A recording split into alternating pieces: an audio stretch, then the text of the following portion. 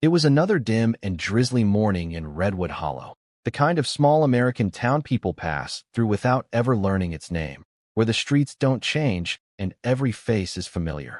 Rain slipped in thin silver lines down the windows of the old diner on Main Street, and the morning air inside was warm with the smell of coffee, buttered toast, and the quiet murmur of early risers.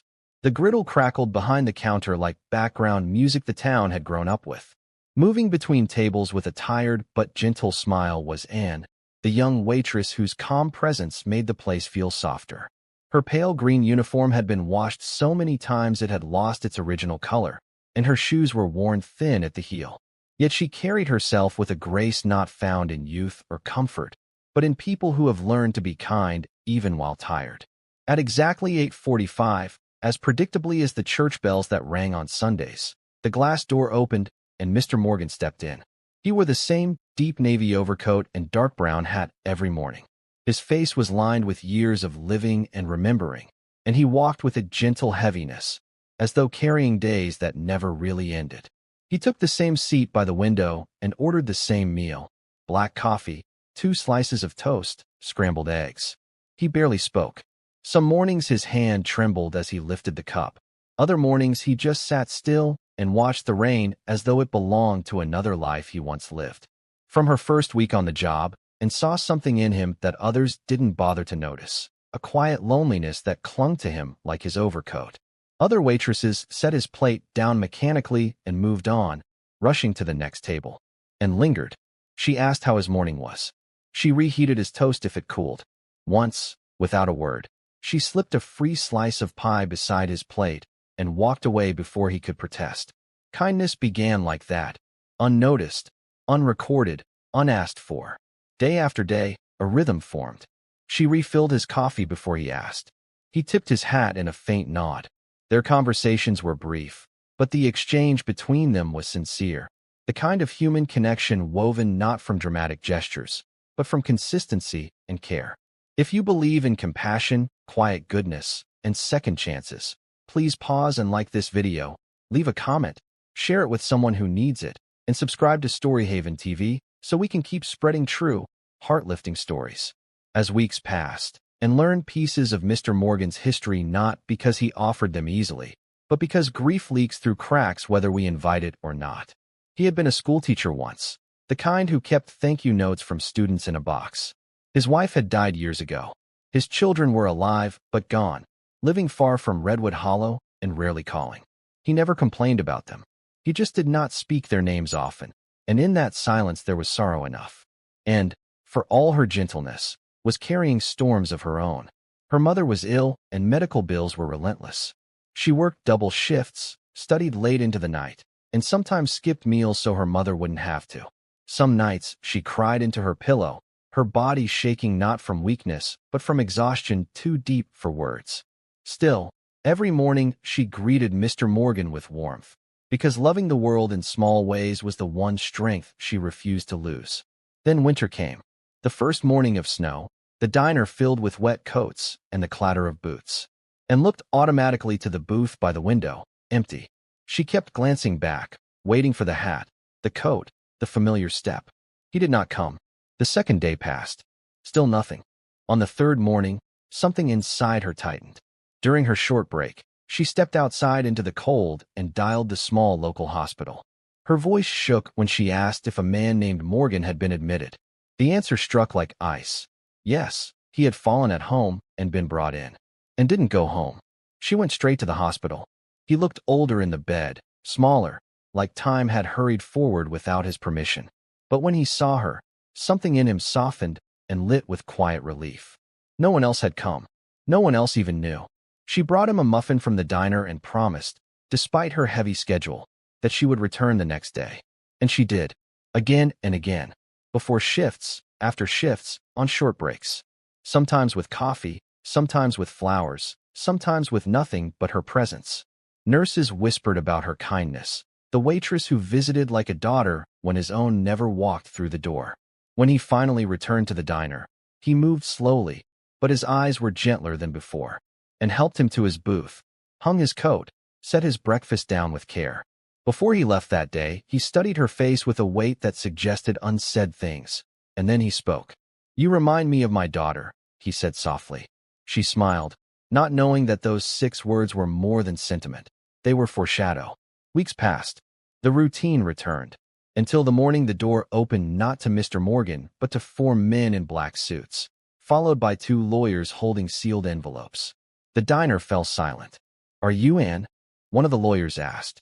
"Yes," she said slowly. "Is everything all right?" "We represent Mr. Morgan," the lawyer replied gently. "He passed away last week. He asked that this be given to you personally." The plate in Anne's hand nearly slipped. Her breath vanished. "He passed away?" The lawyer nodded. "He left something for you." Inside the envelope was a handwritten letter and a legal document. Mr. Morgan thanked her for bringing light into his final years, for reminding him that goodness survived in the world. Then came the lines that made her knees weaken.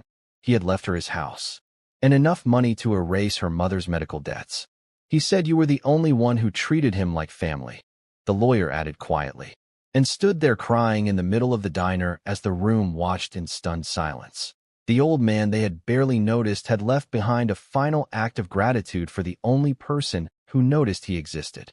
That evening, after her shift ended and the streets had emptied beneath the steady fall of winter rain, and made her way to the house that now belonged to her. It sat at the edge of town, quiet beneath a blanket of snow. When she unlocked the door and stepped inside, the air held the gentle stillness of a life already complete. Books lined the walls and tall shelves. Photographs sat in frames on every surface, and the rooms were arranged with the careful order of a man who had lived quietly but not carelessly. She walked slowly, as though afraid to disturb the past. The kitchen table still held an open newspaper. A sweater was folded over the arm of a chair. On a side table, she noticed a framed photograph she had never seen. A picture of the 2 of them at the diner, taken months earlier when a customer had snapped a shot after they both laughed over a spilled cup of coffee. He had printed and framed it. He had kept it where he would see it. Her throat tightened. She sat down in his armchair, clutching the letter he had written, and cried. Not because of the money, not because of the house, but because in a world where she felt invisible, someone had not only seen her, but remembered her in the end. The next morning she returned to work, though the diner felt different now. His booth by the window, once temporary, was now permanently empty. The absence itself had a weight. Customers glanced at her, whispering after she passed, knowing now what they had not known before. That kindness had been happening in front of them and none of them had noticed. Over the following weeks, and began spending her evenings at the house. She sorted through boxes of old papers, reading fragments of a man's unspoken life. She found lesson plans written in neat handwriting, birthday cards from decades-old students, and letters he had written but never mailed.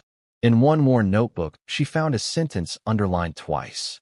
"You do not have to be loved by many to have lived well, only by one, truly."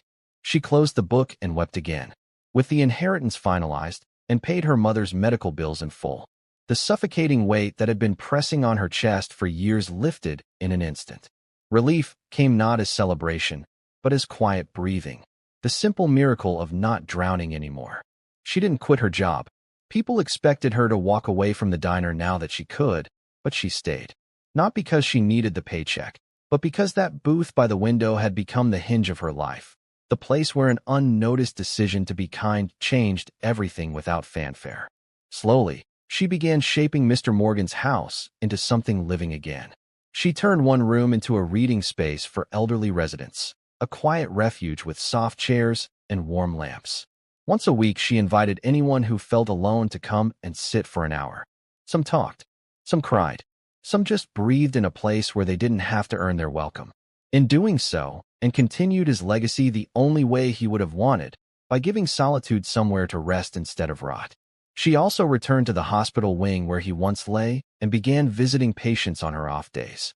She brought coffee to nurses, muffins to patients, handwritten notes to bedsides. Not out of debt or guilt, but because once upon a time, someone had shown her that quiet acts are the architecture of grace. People began to notice.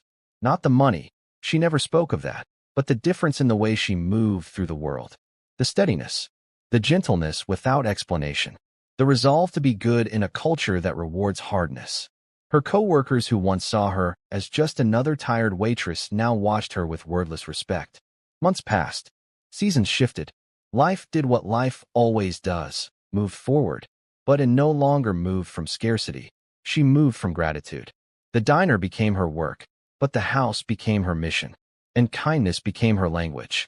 One mild spring morning, she sat on the old porch of the house he left her. The lilac bushes were blooming, and the sun poured gold across the floorboards. For the first time in years, she realized her chest did not feel heavy. She was not fighting to survive. She was, for the first time, allowed to breathe without fear.